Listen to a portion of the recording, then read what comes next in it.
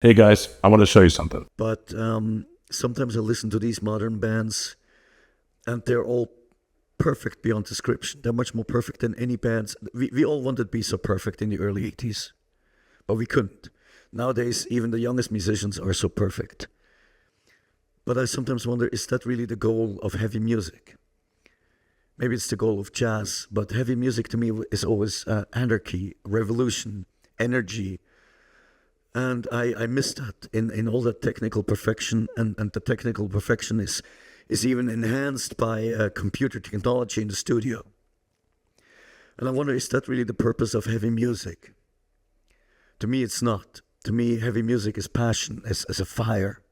And if you play a mistake, so fuck it. That right there is Tom G. Warrior, frontman of many bands, but most notably Celtic Frost. And he talks about something really prevalent in today's metal: the overproduction and overall perfection of metal music. Before I get started, I just want to let you guys know that I'm on Patreon, Bandcamp, Instagram, and TikTok as Krogan Metal. I am a one-man metal project from Peru, recording everything with these human hands.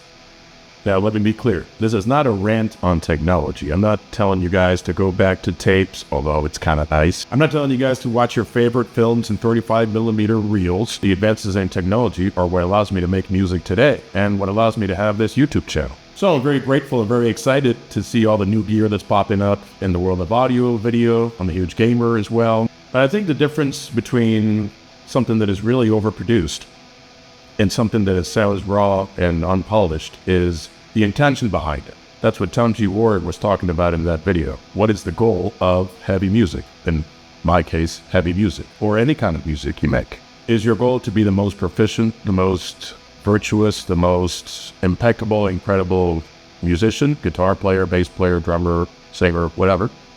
Or is your goal to say something? Because if you think about it, if you're very proficient in an instrument and you're shredding and you're soloing and all that, you're kind of just saying the same thing. I'm good at this solo. I'm good at this guitar, at this bass, at this drums. I'm good at it. And there are many ways to show that you're good at an instrument. And I think that maybe shredding is just one option of many. Another option would just be to have fewer notes and solos, which is what I do. I am not a shredder by any means. And people that listen to Krogan know that. But I like to think of my solos as extensions of the song. It's more like separate melodies that kind of go along with the main melody and kind of pay homage to it, but not necessarily, 300,000 notes a minute. That's just too impossible for me. And also, I just don't think I want that in my music.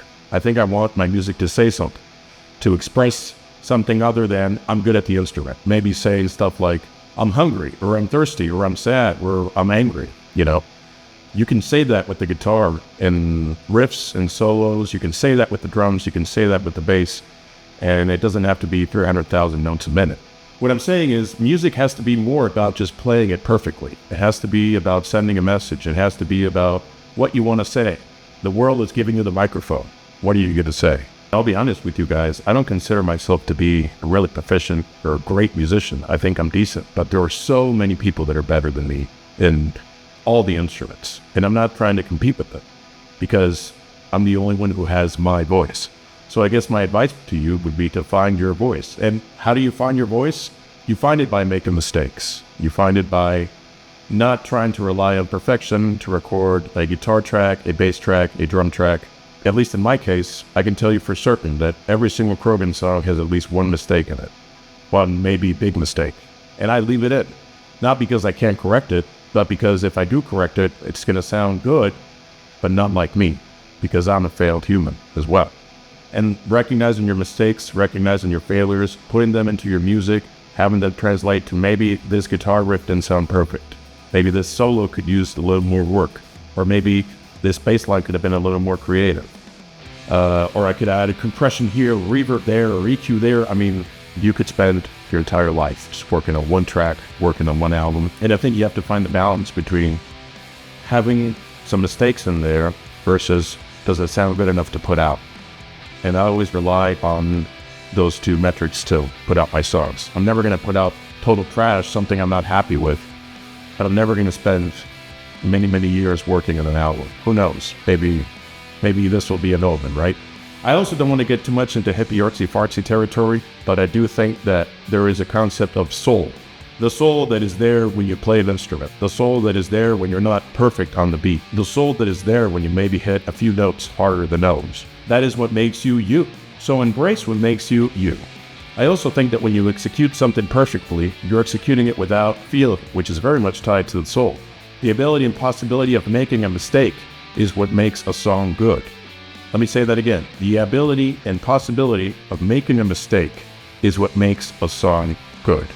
If you think about any song in any genre, if it's performed by humans, of course, you will hear the drum beat maybe rushing or maybe dragging, but the entire band being in communication and knowing this is where we're supposed to rush, this is where we're supposed to drag.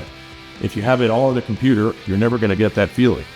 That is why I'm also transitioning from Easy Drummer to recording live drums for my own songs. Because I used to rely on Easy Drummer for blast beats and double bass and all that.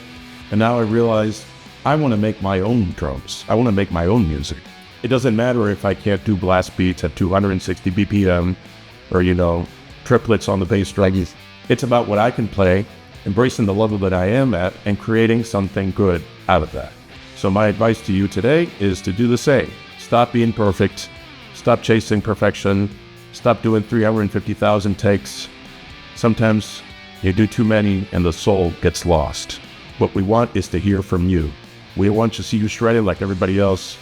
We don't want you to see riffing like everybody else. We want to see how you shred or how you riff, how you build a solo, how you build a song, how you build a beat. That's what Krogan is about. It's about me showing you guys what I'm capable of putting together, not so much what I'm capable of doing in a single line. Anyway, I just wanted to share that thought with you guys today because it's a thought I've had for a long time and I finally have the outlet to speak it. That's it for today's video, guys. I'll see you in the next one. Remember, I'm on Spotify, Bandcamp, right here on YouTube, TikTok. You can buy merch. You can get on my Patreon for extra content. And it's been great talking to you guys. See you in the next video. Bye.